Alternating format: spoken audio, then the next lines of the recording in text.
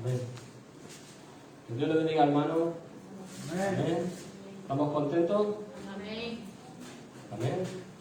Sabemos que Dios nos ama, ¿no? Amén. Lo sabemos, ¿no? Amén. Sabemos que Él está aquí. Muchas veces me doy cuenta que cuando cantamos canciones con unas letras raras, nos estamos dando cuenta que decimos cosas que ya sabemos, ¿no? Pero también decimos otras cosas que ya lo sabemos porque, por ejemplo, cuando decimos que el Espíritu venga, el Espíritu ya está aquí, porque cada uno lo tiene dentro, ¿no? Lo sabemos eso, ¿no? Amén. Pero muchas veces las canciones son tan alegres que no nos damos cuenta de la realidad que Él está dentro de nosotros. Amén. El Espíritu Santo. Amén. Vamos a leer otra vez, quiero leer otra vez también en el Salmo 40. Salmo 40.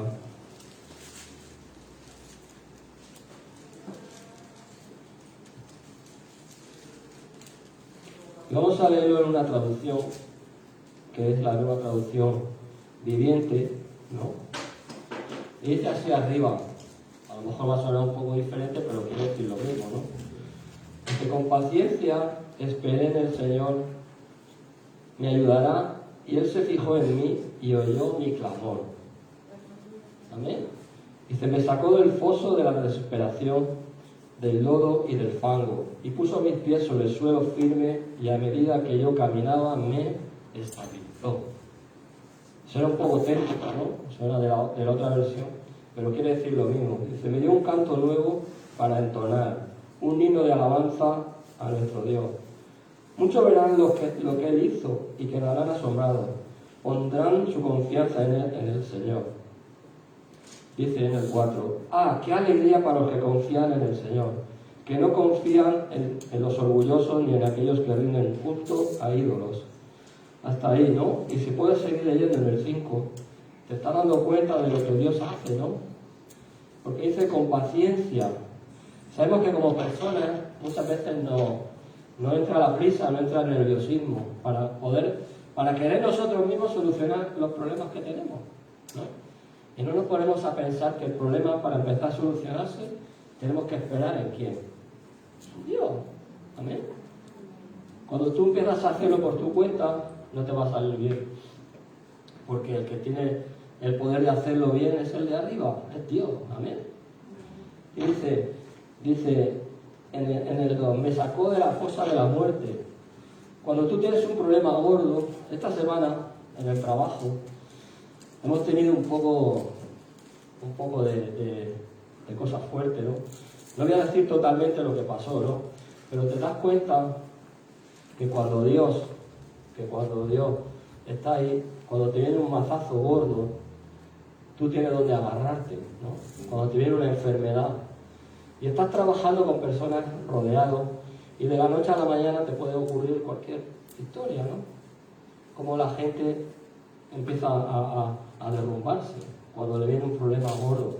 Pero dice así, me sacó de la fosa de la muerte. Cuando creemos en Dios y sabemos que Él tiene la autoridad, ¿no? Todo cambia. Porque Dios es el que va a tomar el relevo de tu problema, de esa ansiedad, de ese nerviosismo. ¿O no es así? Yo te hago una pregunta en esta manera. Cuando tienes un problema y tú intentas arreglarlo, ¿qué te pasa? Que muchas veces lo empeoramos, ¿no? Lo hacemos mal, porque quieres solucionarlo tú y no quieres dejar que Dios lo haga, ¿no? Y cuando ya te has dado cuenta que Dios te está oyendo, ese problema empieza a solucionarse. ¿Sabes por qué? Porque estamos clamando a Él, ¿o no? O tú has visto que cuando tú quieres algo, el que está enfrente tuyo, te pones enfrente y dice, ya he adivinado lo que tú quieres. No, tienes que decirlo, tienes que comunicar lo que te pasa, ¿no? ¿O no? Cuando te viene tu hijo o te viene alguien y te dice, yo quiero esto, ¿por qué sabes que lo quiere? Porque te lo está diciendo, porque te lo está transmitiendo, te lo está comunicando. Muchas veces queremos que también Dios nos adivine, aunque Él lo sabe, pero Él quiere que nosotros abramos nuestra boca y le digamos, Señor, te necesitamos. Amén. ¿Tú necesitas al Señor? Yo te hago esa pregunta, porque muchas veces creemos que no necesitamos nada. Necesitamos todos los momentos de nuestra vida a Dios. Amén. Es así. Eso es lo que quería traer esta mañana, aunque es un salmo que ya he compartido. Pero nos damos cuenta de que siempre tenemos que darle las gracias a Él por todo lo que nos rodea. Porque aunque tú ves que las cosas no están funcionando, pero tienes que tener tu corazón confiando en Dios. Amén. Vamos a orar. Señor, te damos las gracias, Padre, porque aún dentro de la dificultad y de todo lo que pasa, Señor, con personas, por ejemplo, que tienen enfermedades, Señor, con lo que está pasando ahora también con este virus, Señor, hay personas que cuando le dicen que tienen eso, se derrumban, pero Señor, tú eres mucho más grande que toda enfermedad, Señor. Tú eres mucho más grande que todo virus, Señor, y que todas cosas creadas, Señor. Tú eres nuestra sanidad, Señor, tú eres nuestra salvación. Tú eres nuestro camino, Señor, y nuestra senda. Directamente, Señor, queremos ir a ti, Padre. En esta mañana recibe toda la gloria y toda la honra, Señor, sea para ti. En el nombre de Jesús, Señor. Amén.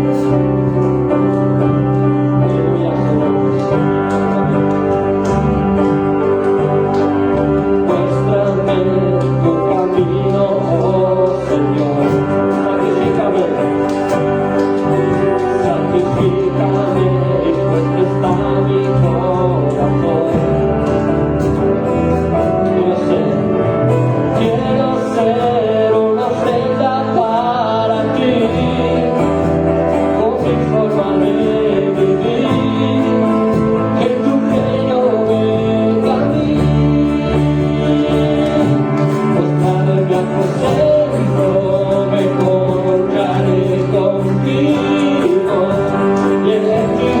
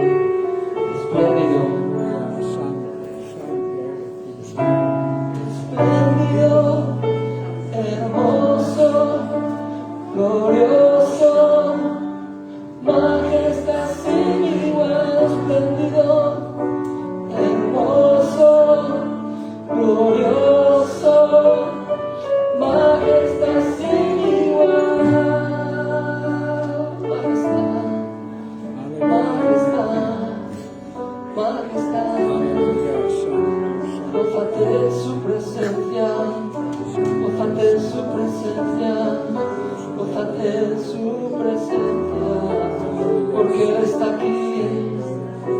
está aquí a tu lado, Él está dentro de ti.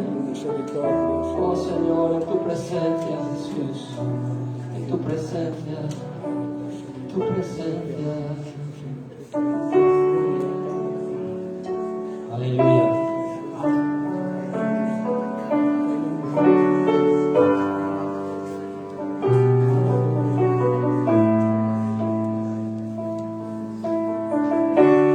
Fuiste verbo en el principio, unigénito de Dios. Y el misterio de tu gloria, revelado en tu amor. Cuán hermoso su nombre es, cuán hermoso su nombre es, el nombre de Jesús mi Rey.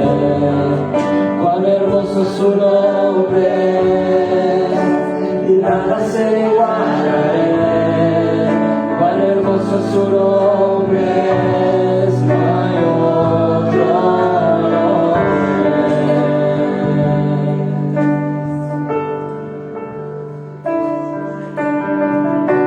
Dejaste el cielo por salvarme, me viniste a rescatar. Mi transgresión tú perdonaste, nada nos separará. Majestuoso su nombre, majestuoso su nombre, el nombre de Jesús mi Rey. Majestuoso su nombre, nada se iguala a él.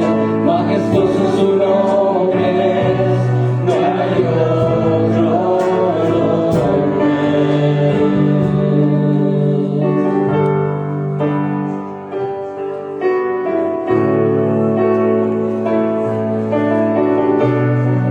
Si Jesús, exaltamos, Señor, tu nombre. Sí, a ti.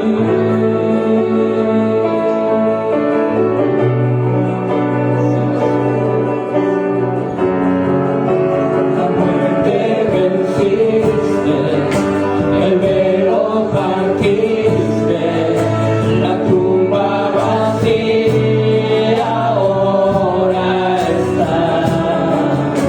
Los cielos declaran, tu gloria proclaman, resucitaste en majestad. Inigualable, incomparable, hoy y por siempre reinarás.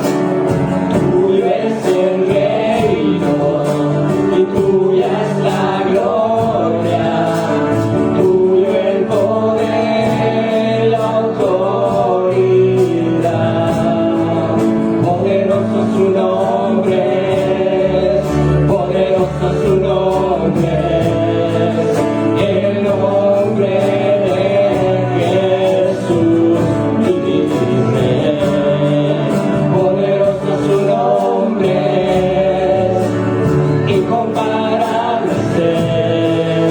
Poderoso su nombre es, no hay otro nombre. Poderoso su nombre es, no hay otro nombre.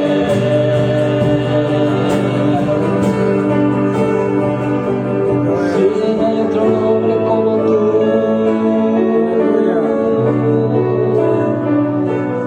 Oh, Señor.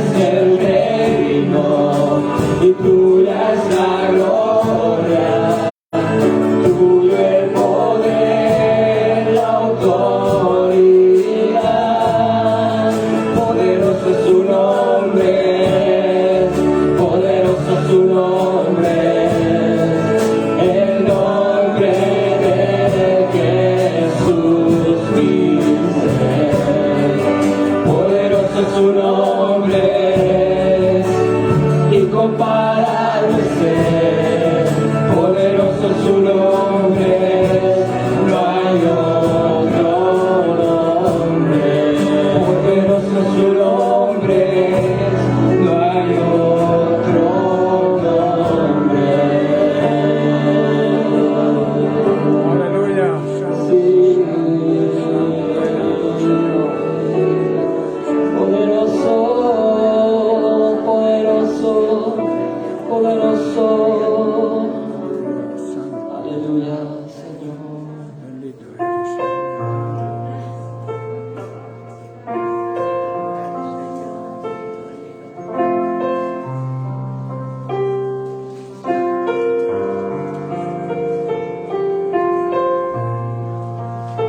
Sí, Señor. Aleluya.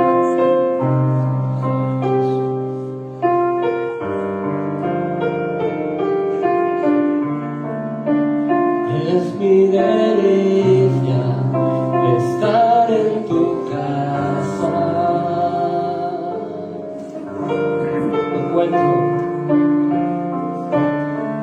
Encuentro refugio bajo tus alas.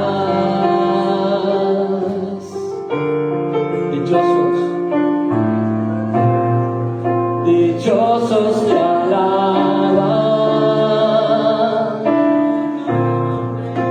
los que contemplan tu gloria, tu gloria.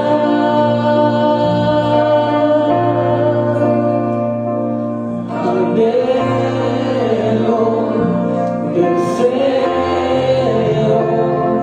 me muero por estar contigo, te busco, hoy ruego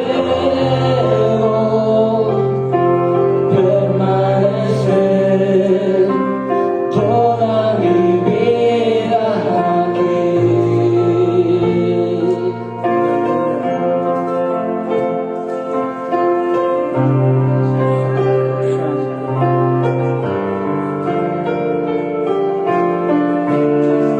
Buscar un momento de tu sonrisa.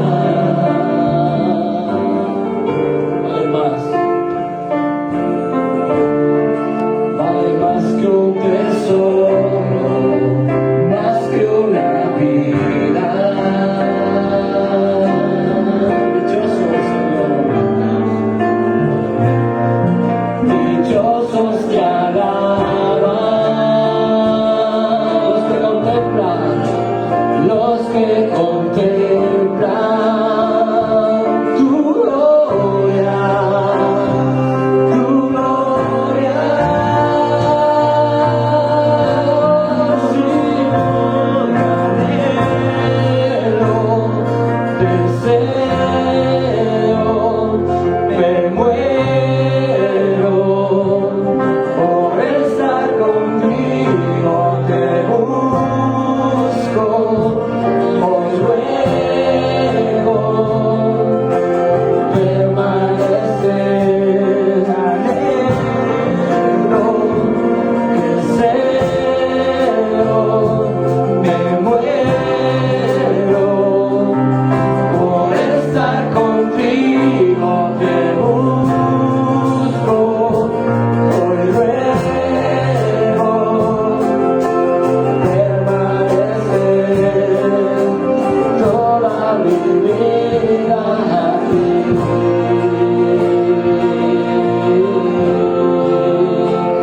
Sí, Jesús.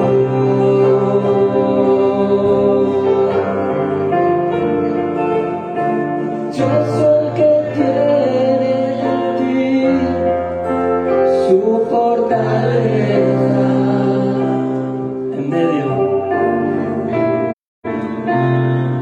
En medio de la aflicción, se nuevan sus fuerzas en ti. Dichoso el que tiene en ti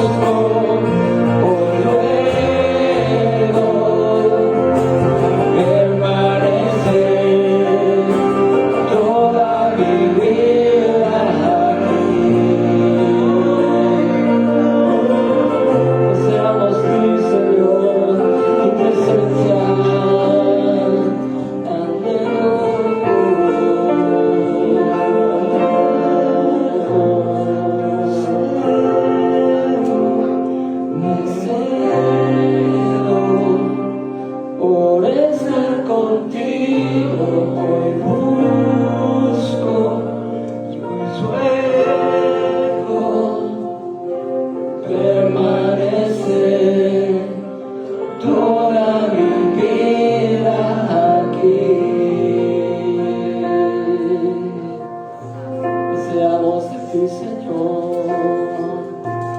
Seamos de ti, Señor, en tu presencia. Aleluya.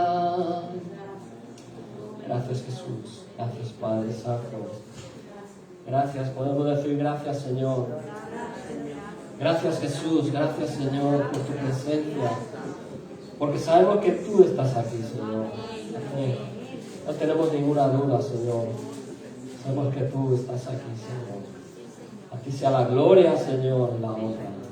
Amén.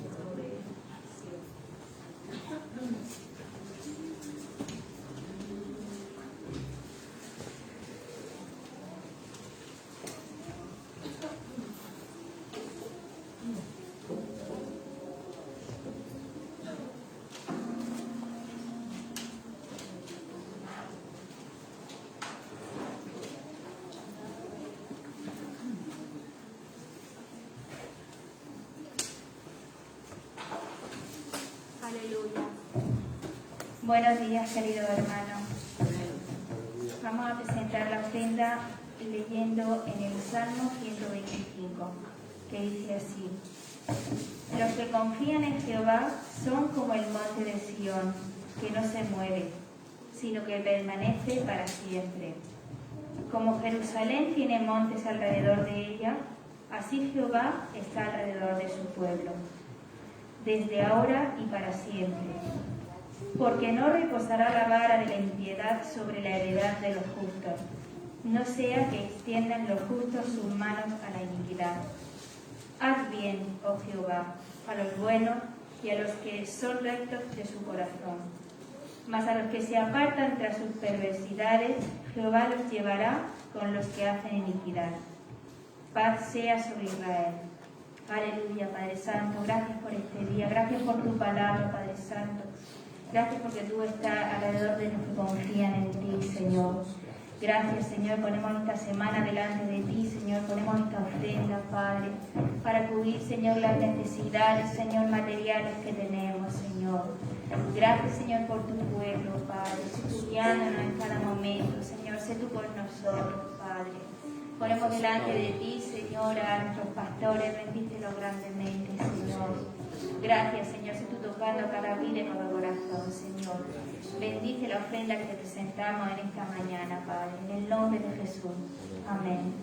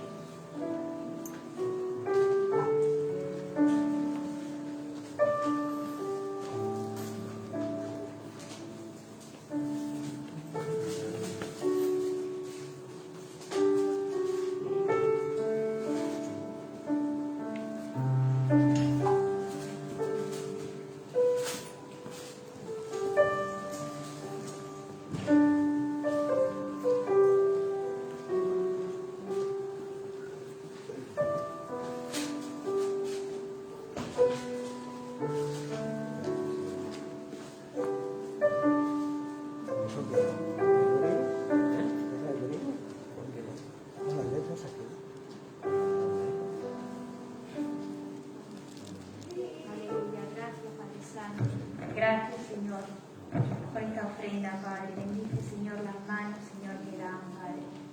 Y las que no dan también, Señor. Gracias te damos, Padre, en el nombre de Jesús. Amén.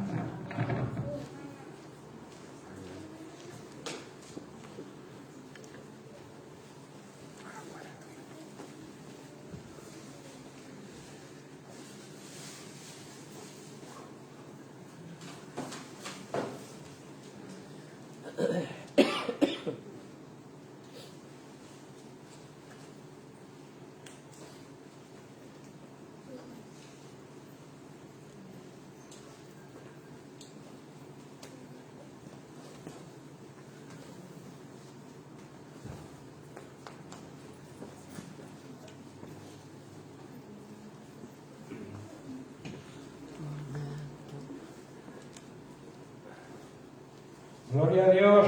Amén. Dios es bueno. Amén. Dios te ama. Amén. Dios envió a su Hijo Jesucristo a morir por nosotros. Esa es la demostración del amor de Dios, de ese amor, de la esencia, del pilar que es el amor para Dios, ¿no? Aleluya. Dios nos ama sin condiciones. El ser humano muchas veces ama poniendo condiciones, ¿no? Pero Dios no es así. Dios te ama de una forma altruista, o sea, deseando lo mejor para ti y para nosotros en general, ¿no? Para su iglesia, como su cuerpo, y también a la humanidad. Dios ama al mundo. Quizás tú no ames a algunas personas, pero Dios ama a todo el ser humano. Por eso muchas veces decimos que retarda su venida. ¿Por qué la retarda? Porque quiere que todos lleguen al arrepentimiento, ¿no? Esa es una de las cualidades de Dios, la paciencia, ¿no? La necesidad de esperar cuando algo se desea mucho. Él desea mucho la salvación de todo ser humano. Pero claro, el ser humano tiene la opción de rechazarlo o de aceptarlo. De ahí el libre albedrío que Dios nos ha concedido. Dios no te obliga. Dios te marca el camino a seguir. Y tu voluntad es seguirlo o no seguirlo. Pero Dios no coacciona a nadie. Dios muestra su amor. La Biblia dice que Él muestra su amor, que nosotros aún siendo pecadores, Él murió por nosotros.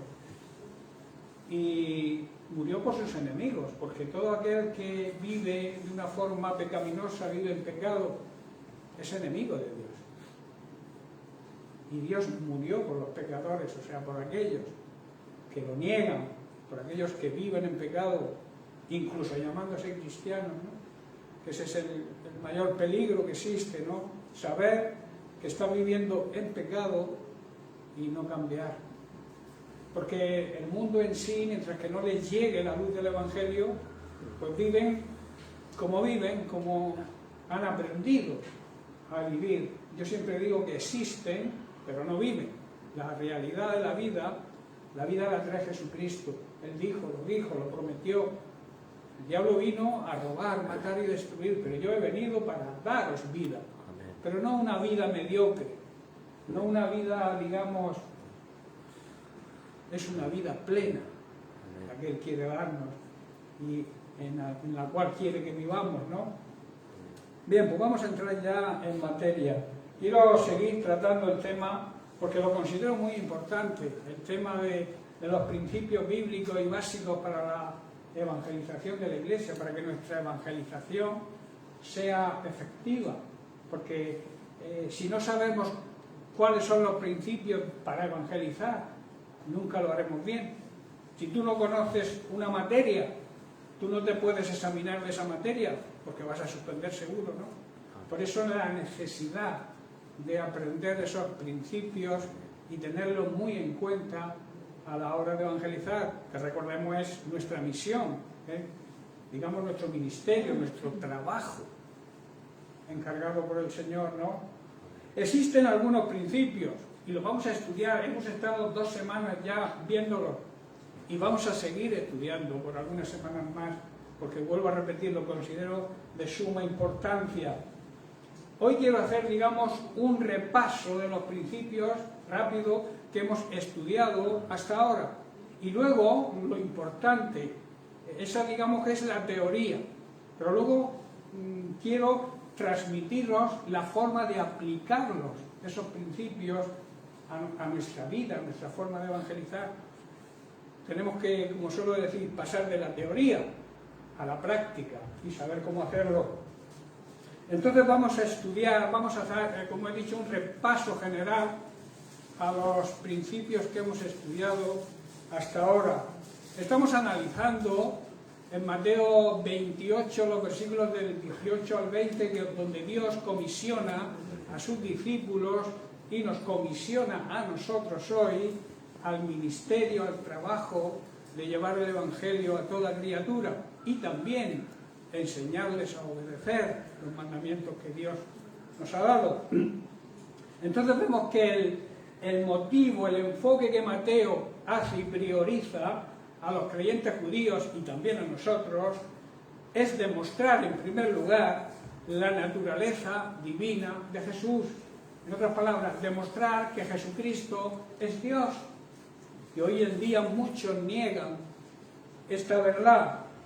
Entonces, el primer principio y digamos base y pilar para nuestra evangelización podemos resumirlo en que el enfoque de nuestra evangelización debe estar basado en la naturaleza divina de Jesucristo.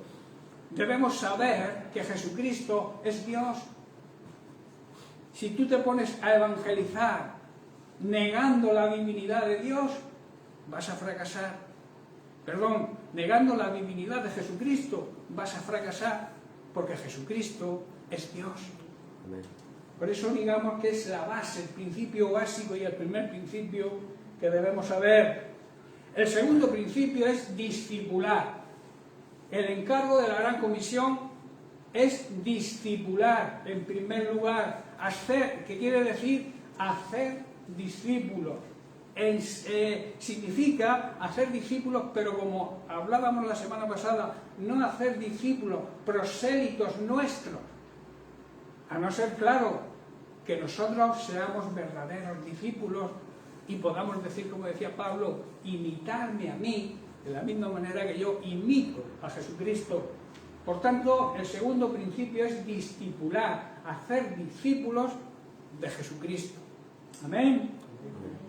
Por eso debemos primero ser discípulos y luego hacer discípulos. Ese es el orden, primero serlo nosotros para poder hacer discípulos a otros. Es importante entender esto. El tercer principio es saber que Jesús ejerce su ministerio, continúa su ministerio. Sabemos que Jesucristo vino a cubrir las necesidades del ser humano. Y la primera necesidad del ser humano era la salvación y sigue siéndolo hoy. Por tanto, nosotros debemos continuar con ese ministerio, el llevar la salvación a otras personas. Ese es el encargo y ese es el tercer principio. Debemos saber que nosotros somos su cuerpo, somos el cuerpo de Cristo. La Iglesia es parte del cuerpo donde Jesús es la cabeza y por tanto debemos obedecer a Cristo, que es nuestra cabeza. La Iglesia, hermanos, que no continúe el ministerio de Jesucristo aquí en la tierra, que no ejercite su ministerio, que no practique la Gran Comisión, no está en la línea de lo que tiene y debe ser una iglesia hoy, y una iglesia verdadera, porque iglesias, hay muchos grupos y muchos, sectas que se llaman iglesias, pero no son verdaderas. Solamente hay una iglesia verdadera, que es la que instituyó y edifica a Jesucristo cada día, va edificando a través de sus ministerios. Él cumplió su ministerio, se fue, se sentó a la diestra del Padre, pero dejó, Efesios lo dice así, creó a los 5 ministerios para la edificación, para el crecimiento espiritual de la iglesia suya. Esto, hermanos, es lo que quería decir Jesús cuando dice, y me seréis testigos. Está diciendo precisamente eso. El cuarto principio lo marca la afirmación de Jesucristo en la Gran Comisión en el versículo 20, cuando dice, estaré con vosotros siempre. Ese siempre quiere decir, incluye el tiempo, incluye todo lugar y también toda circunstancia. En cualquier circunstancia que estés atravesando, Él está ahí. En cualquier problema o dificultad que tú tengas, Él está ahí. Y en cualquier tiempo y en cualquier lugar, Él está ahí. Y eso es una gran promesa. Y eso habla de la omnipresencia de Dios.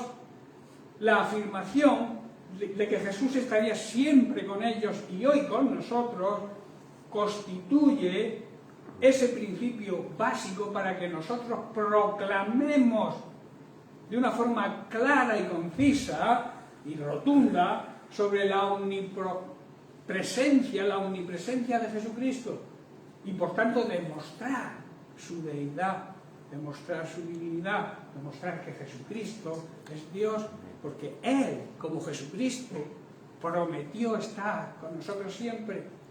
Y eso habla, como vuelvo a repetir, de omnipresencia, atributo que solamente le corresponde a Dios. Por tanto, otro de los motivos que demuestran que Jesucristo es Dios es la omnipresencia, porque Él lo dijo con sus propias palabras: yo estaré con vosotros siempre.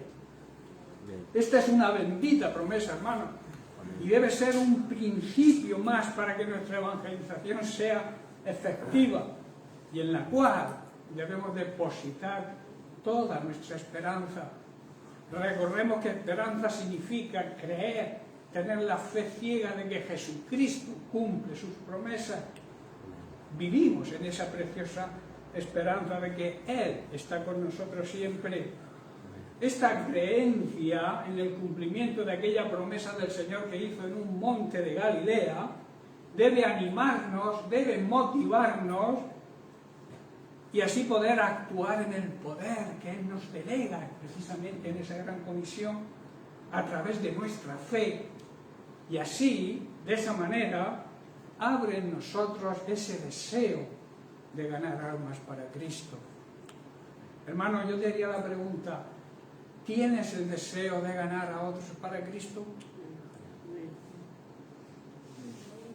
¿Tienes un deseo, añado, ardiente, como tenía Jesucristo y como tiene Dios el Padre, de que toda la creación pueda ser salva?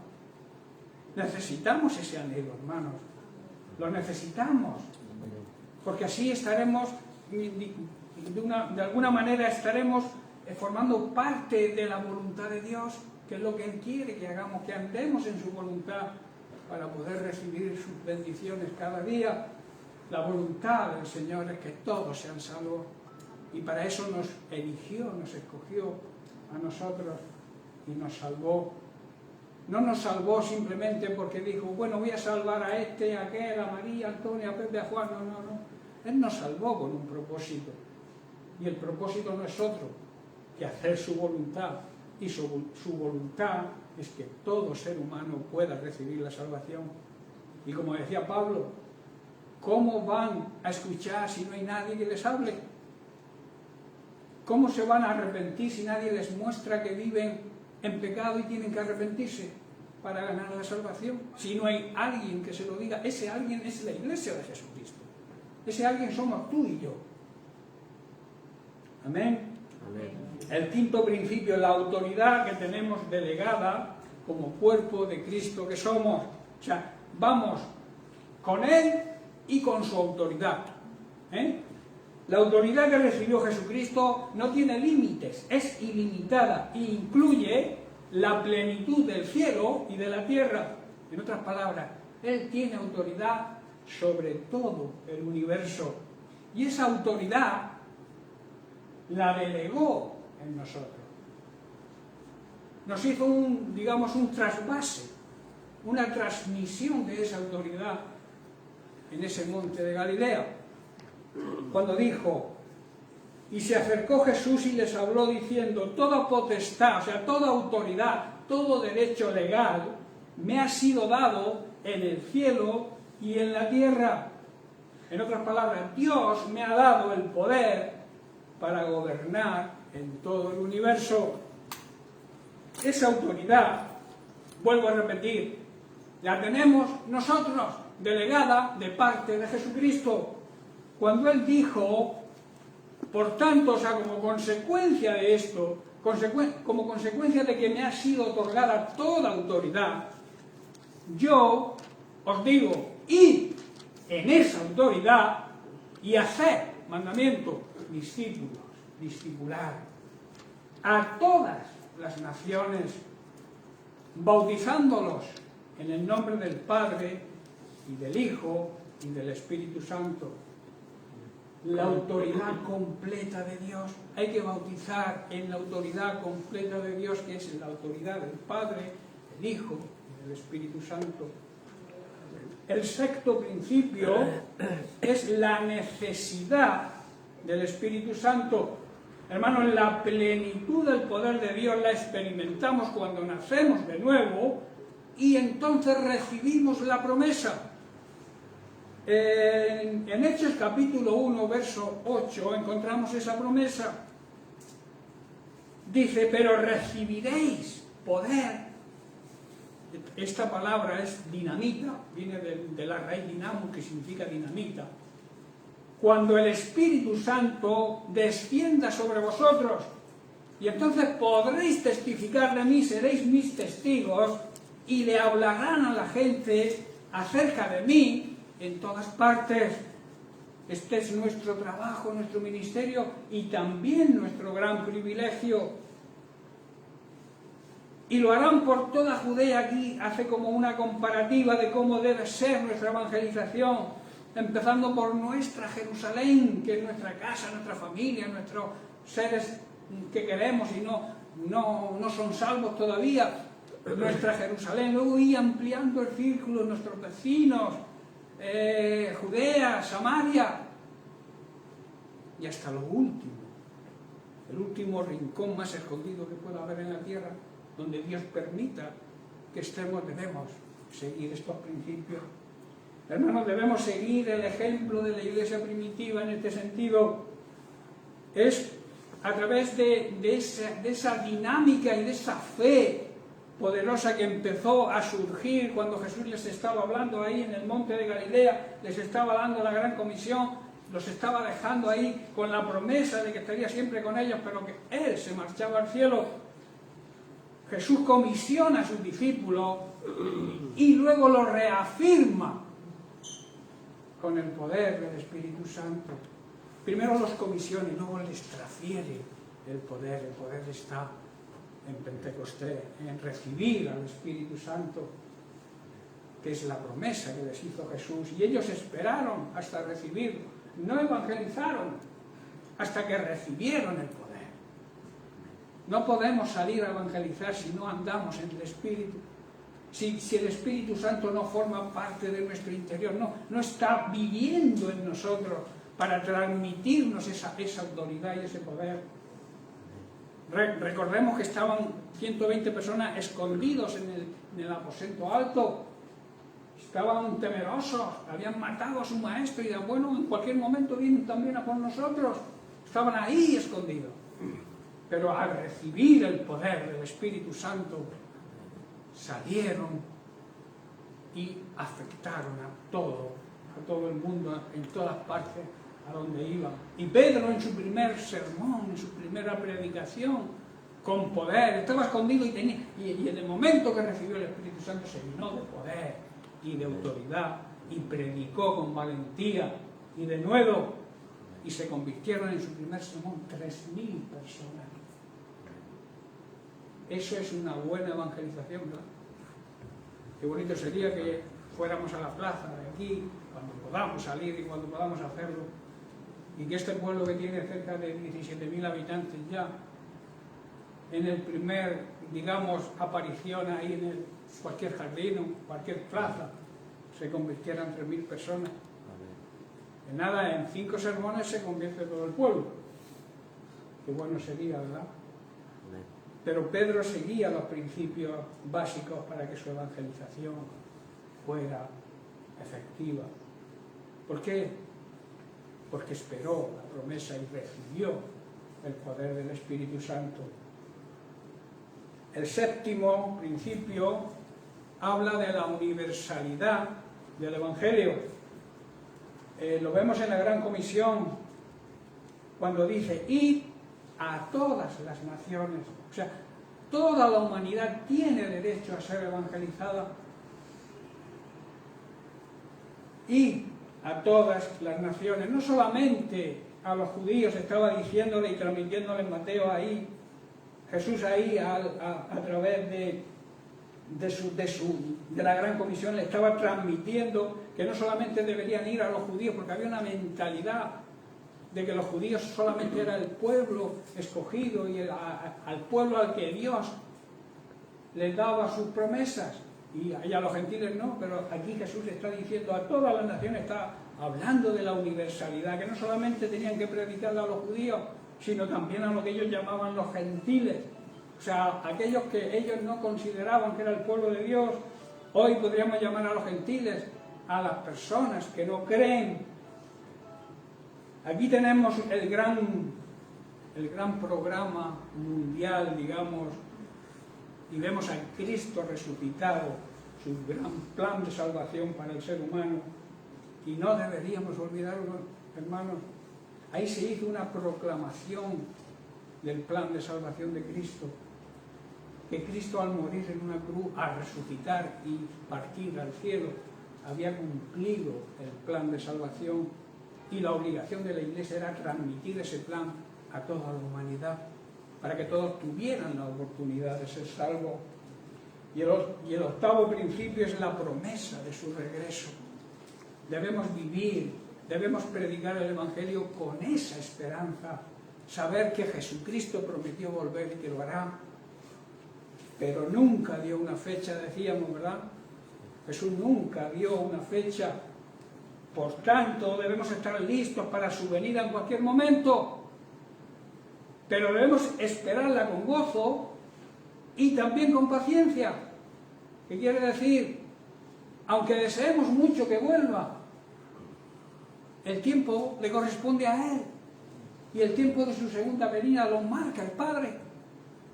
Nosotros, nuestra obligación es llevar a buen puerto la gran comisión y pensar que creer en esa promesa de que va a volver, pero seguir trabajando en su obra, aunque pensemos que no va a volver. ¿Estáis comprendiendo? Hacerlo como si no volviera, sabiendo que va a volver. Pero eso que no nos lleve a decir, bueno, como está su venida cerca, yo ya no trabajo más en la obra de Dios. Todo lo contrario, debemos hasta el último segundo estar predicando su palabra a toda la creación.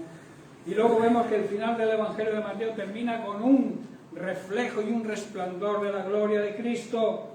Cristo resucitado y Cristo vencedor. Vencedor sobre las tinieblas, sobre las obras de Satanás. Y eso debemos transmitirlo a toda la creación. Bien, pues hemos visto y estudiado la teoría, como he dicho al principio.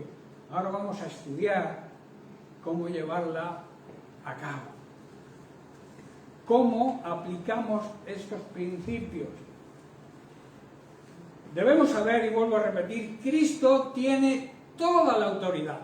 ¿Qué quiere decir? Todo el dominio, todo derecho legal, y como consecuencia de esa autoridad que Él tiene, nos ordena.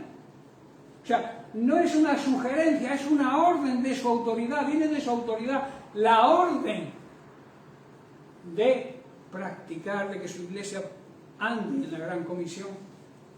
No es, digamos, si queréis podéis hacerlo, o si no queréis no hacerlo, no. Su autoridad le permite, porque tiene autoridad sobre todo el universo, su autoridad le permite darnos la orden a su iglesia. O sea, no es lo hago si quiero o si puedo, no, es una obligación, porque nos lo manda el propio Jesucristo. Dice, por tanto debemos saber que el propósito evangelístico está basado y respaldado en la autoridad del Señor, que fue resucitado por el poder del Espíritu Santo y exaltado y sentado a la derecha del Padre. Entonces, esa autoridad nos obliga. Debemos ir y hacer discípulos. No podemos dejar nuestro trabajo a otros. Cada uno tiene su propia obligación, porque Dios te lo manda, Jesucristo te lo ordena. Pero debemos hacerlo bajo algunas connotaciones. Primero, debemos enfocar la predicación, como he dicho al principio, de Jesucristo como Dios. Y segundo, bautizando en la autoridad divina.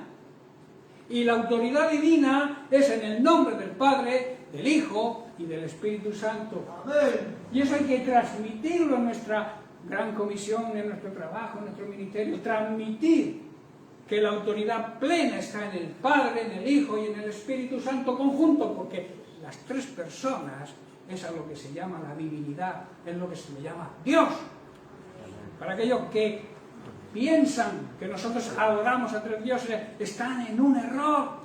Nosotros adoramos, porque la Biblia así lo enseña, a un solo Dios verdadero, pero que tiene tres personas con distinto oficio, pero con el mismo valor. Es la divinidad, que las tres personas son Dios. Luego la segunda connotación es que debemos educarlos, no pararnos en predicar el Evangelio solamente, sino debemos educarlos, debemos enseñarles que obedezcan, que guarden todo mandamiento enseñado y llevado a cabo por Jesucristo, y que lo encontramos en su bendita palabra, porque Jesucristo es el verbo, es la palabra hecha carne. Debemos saber eso.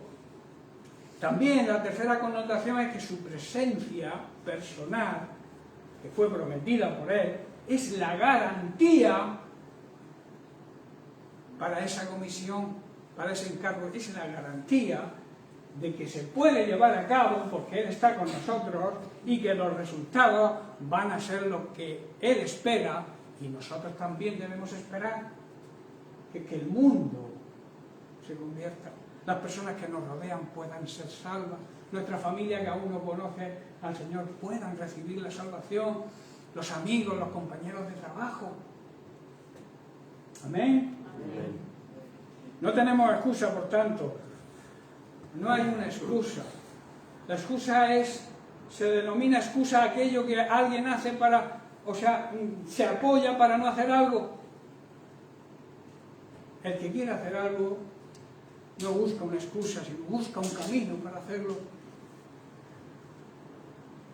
Existe una verdad, digamos, central en todo este tema, que es que para poder alcanzar a otros para Cristo, hay que seguir la vida y el ejemplo de Jesucristo, mirar cómo vivió, haciendo siempre la voluntad del Padre. Por este motivo, Jesucristo es nuestro modelo a seguir. Y vuelvo a repetir, Jesucristo es el verbo hecho carne. Por eso debemos meditar, leer, escudriñar cada día a Jesucristo, o sea, a su palabra, la Biblia, para poder tener esa autoridad y saber cómo ejercitarla. Tú no puedes predicar la verdad si no la conoces, ¿verdad? Tú no puedes enseñar algo que tú no hayas aprendido, es imposible. Pues eso ocurre con la gran comisión, que debemos estar preparados. Debemos alimentarnos cada día de su palabra. Debemos escudriñar, profundizar. Una técnica que yo os aconsejo es, antes de leer la palabra, que a veces lo hacemos por pura rutina, porque nos han enseñado que por la mañana hay que dar gracias, al mediodía hay que dar gracias por los alimentos, y por la noche hay que dormir dándole las gracias a Dios por el descanso. Pero esos son, cosas que están bien. Pero lo que sí debemos es tener un tiempo de calidad con el Señor cada día. Y esa calidad nos la va a traer el Espíritu Santo. Por eso mi recomendación antes de leer los versículos que puedas leer, o el capítulo, o la porción de la Biblia que tú estés acostumbrado a leer, antes hay que orar y pedirle al Espíritu Santo que te muestre lo que quiere decir lo que vas a leer, y hacerlo con paz, con tranquilidad, sin prisa. Hace unos días compartía en el pan diario que os transmito cada día, que el tiempo le pertenece a Dios. A veces pensamos que no tenemos tiempo, que necesitamos tiempo, que no tengo tiempo de orar. Esa es una gran mentira de Satanás, porque tiempo hay, y el tiempo le pertenece a Dios. Y si tú le dedicas ese tiempo de calidad a Él, vas a experimentar que el resto del tiempo va a ser suficiente para poder lograr trabajar en lo que estés trabajando, hacer las faenas de la casa, vas a tener tiempo de todo.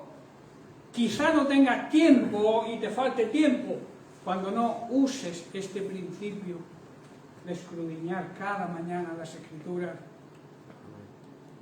Es importante alimentarse, porque si no estás alimentado, estás desnutrido, y desnutrido de la palabra de Dios nos hace imposible llevar a cabo la gran comisión. ¿Estáis comprendiendo, hermano?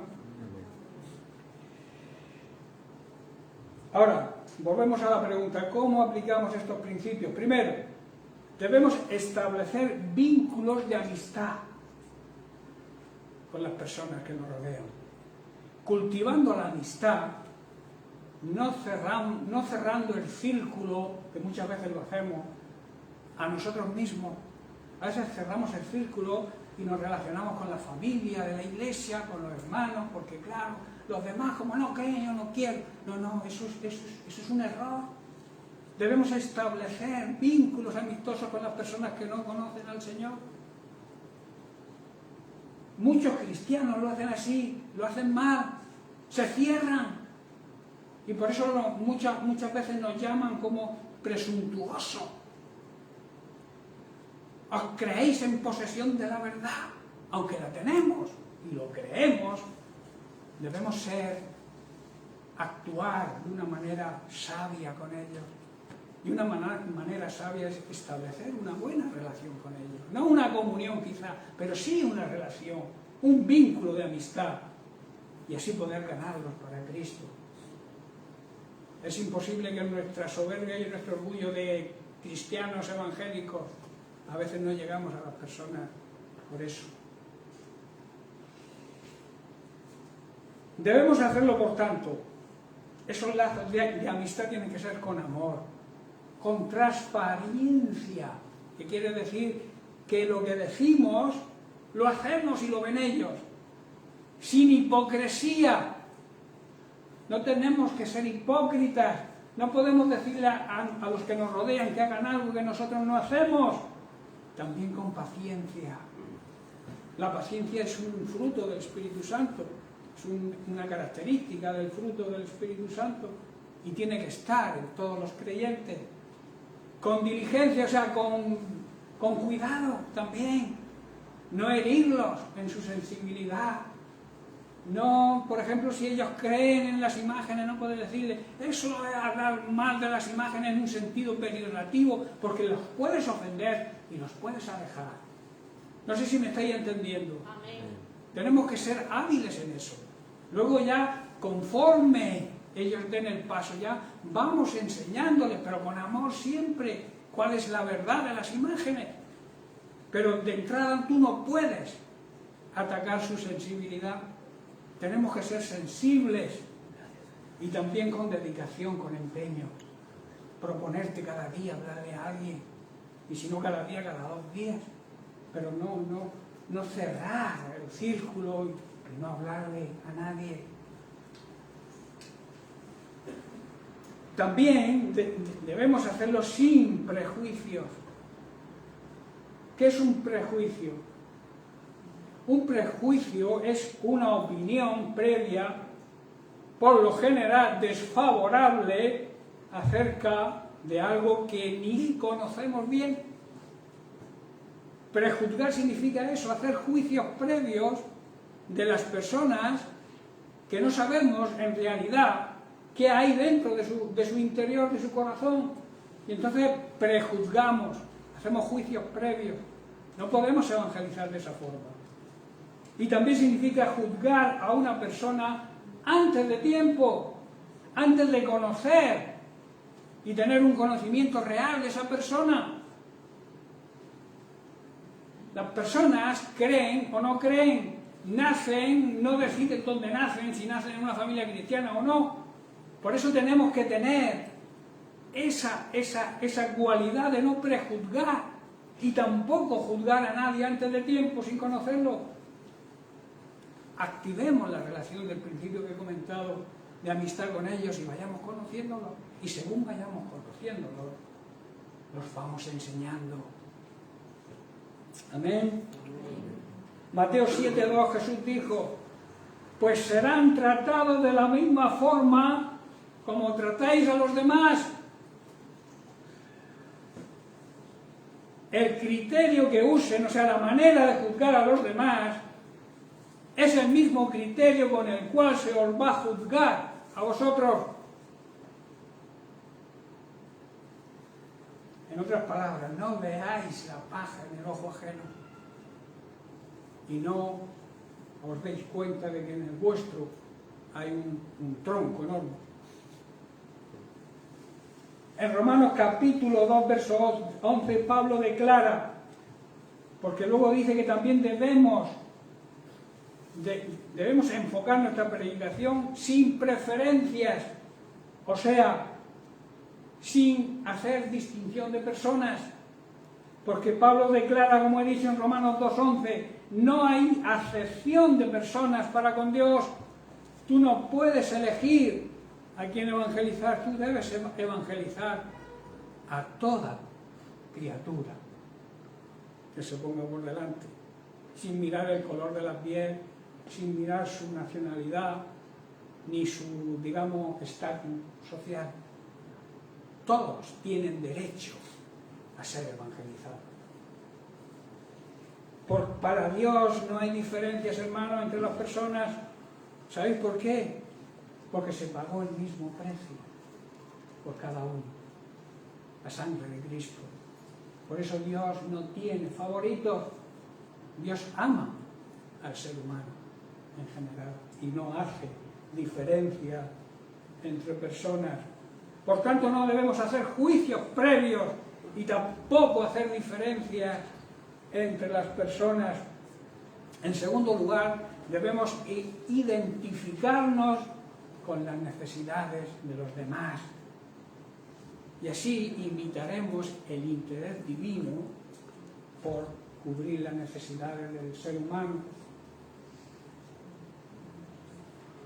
Por tanto, debemos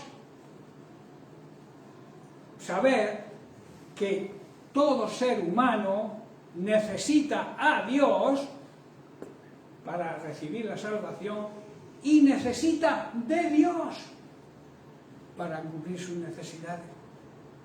¿Verdad? Y ahí está el trabajo nuestro.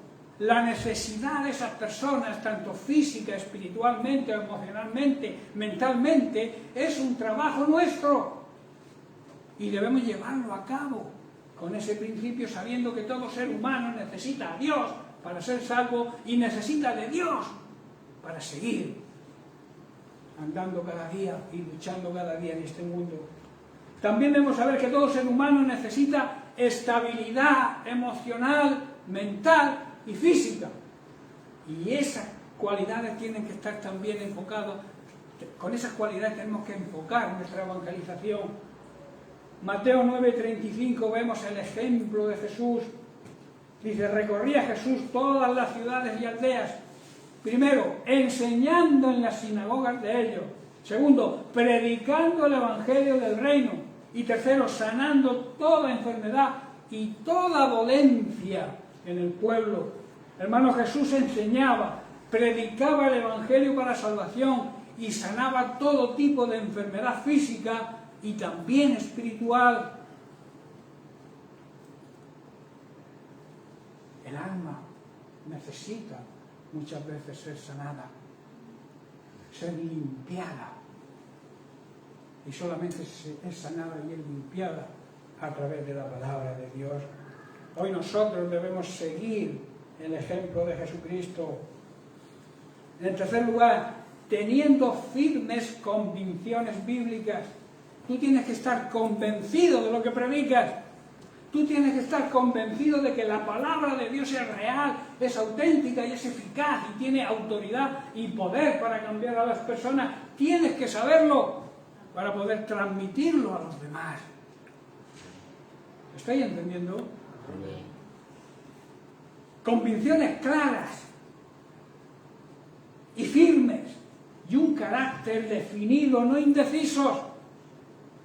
No podemos transmitir falta de fe, no podemos transmitir duda tampoco en las personas a las que evangelizamos. Tienen que vernos convencidos con un carácter inmovible de lo que estamos predicando y de lo que creemos. Hermanos, a los que no tienen esta convicción y esta firmeza de carácter que la Biblia exige, la misma Biblia, la palabra de Dios, los llama los de doble ánimo. Quiero explicar un poco esto. Para ello quiero leer en Santiago capítulo 1 los versos del 6 al 8. Dice, pero pidan con fe, y añade, no dudando nada. Y luego aclara, porque el que duda es semejante a la onda del mar, que es arrastrada por el viento y echada de una parte a otra. Verso 7, no piense, no le venga a la mente quien tal haga esto, que recibirá cosa de parte del Señor. El que duda no recibe, hermanos, tomadlo como una regla. Si dudas, no recibes. El recibir está en la fe completa, en la fe auténtica, en la fe verdadera. Y luego el verso 8, el hombre, la persona, el ser humano, de doble ánimo, ¿veis cómo lo llama aquí? De doble ánimo, dice Santiago, es inconstante en todos sus caminos. Y luego también un poco más adelante en Santiago 4, 7, 8 leemos, someteos, o sea, acepten la autoridad de Dios y así podréis resistir al diablo y el diablo dirá de vosotros, verso 8, acercaos a Dios y Él se acercará a vosotros. Y añade, pecadores, limpiad las manos. Y vosotros, aquí vuelve a decir el apóstol, vosotros los de doble ánimo, debéis purificar vuestros corazones. La persona de doble ánimo tiene doble fidelidad. Es aquel que puede servir a dos señores. Pero la Biblia, el propio Jesús expresa claramente en el capítulo 6, verso 24, dice, nadie puede servir a dos amos, pues odiará a uno y amará al otro.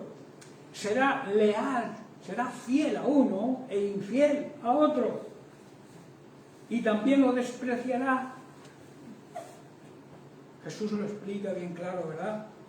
Esto es lo que significa ser una persona de doble ánimo, una persona inconstante, es decir, aquella persona que trata de estar bien con Dios, pero también quiere estar bien con este sistema mundano que nos rodea, con el mundo que nos rodea.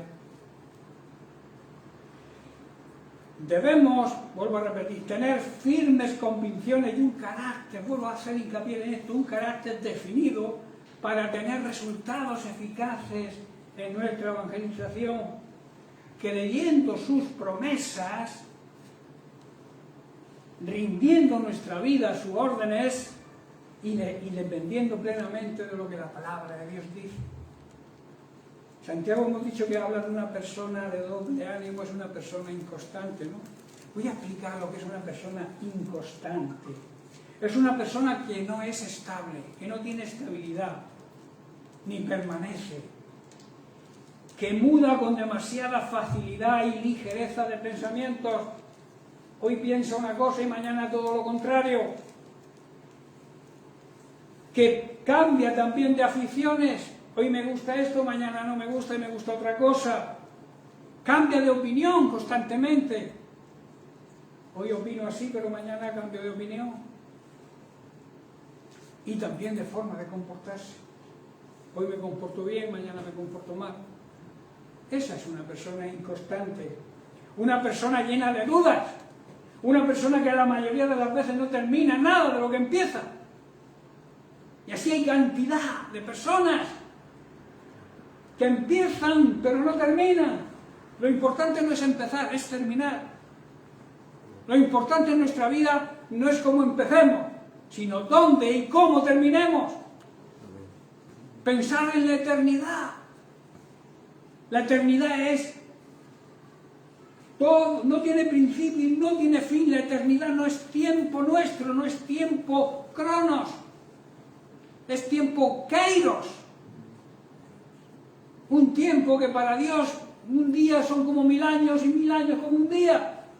Para Dios no existe la noción del tiempo cronos, es el tiempo kairos, el tiempo oportuno donde la voluntad de Dios se debe cumplir en nosotros. Eso es lo que significa el tiempo de Dios. Y una persona que es constante y sabe eso, y sabe esperar, tiene paciencia, y trabaja en su ministerio, trabaja en la gran comisión si es creyente, y es creyente de verdad. De ahí la importancia, hermanos, de tener convicciones claras y firmes y un carácter fuerte y definido, un carácter semejante al carácter de Cristo.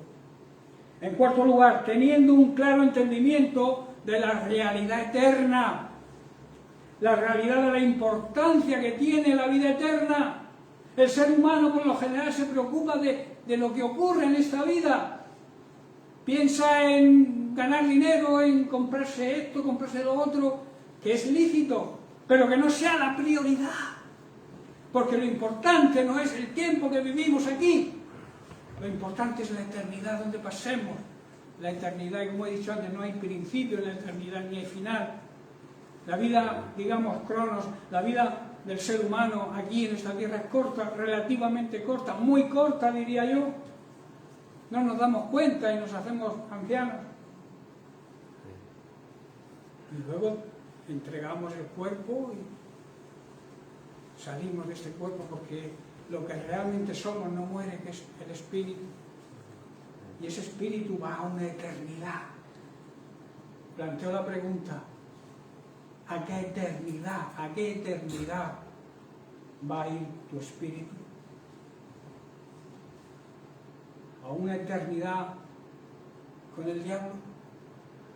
Si no hacemos, si no cumplimos la voluntad de Dios y andamos en sus caminos y en sus mandamientos, ¿o una eternidad con Dios, porque hemos sido fieles?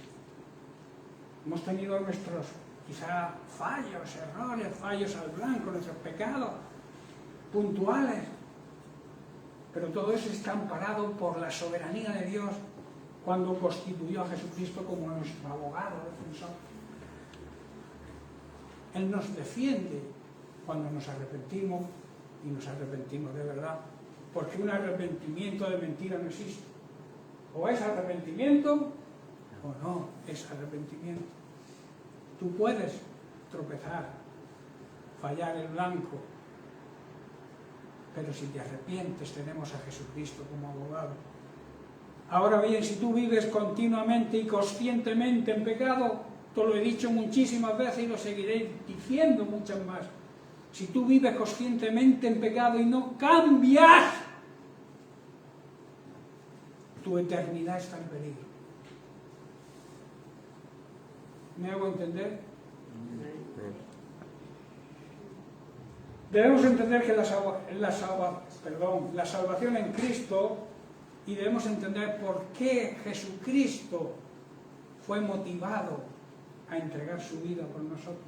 También debemos saber eso. La motivación de Cristo fue el amor. Esa también tiene que ser nuestra motivación para evangelizar. El amor hacia los demás. El amor, pero no el amor egoísta, el amor de Dios, el amor ágape, que la Biblia dice que fue depositado por el Espíritu Santo en nuestros corazones, en nuestro interior. Ese amor tenemos que transmitirlo en la gran comisión. Ese amor debe motivarnos a hacer ese trabajo, porque Jesucristo, su motivación fue esa, el amor. Cristo hizo lo posible para la salvación, no se podía hacer nada más, hizo todo lo necesario para que tú y yo y la humanidad pueda ser salvo. Entregó su vida, entregó hasta la última gota de su sangre para lograrlo. Su precio fue la sangre, el precio del rescate, de la redención de nosotros, de nuestra alma, fue esa sangre derramada en la cruz del Calvario. Debemos entender también que Cristo hizo lo posible para llegar a esa salvación, pagando con su sangre. Y por tanto, hermanos, la Iglesia debe hacer una realidad esto, debe transmitir el amor de Dios, proclamando la salvación que Cristo ganó para nosotros y para todo ser humano. Quiero terminar hoy con unas palabras del apóstol Pablo en 2 de Corintios, capítulo 5, verso 14. Dice, sea de una manera o de otra, el amor de Cristo nos controla, o sea, nos constriñe, dice otra traducción, nos empuja, nos obliga.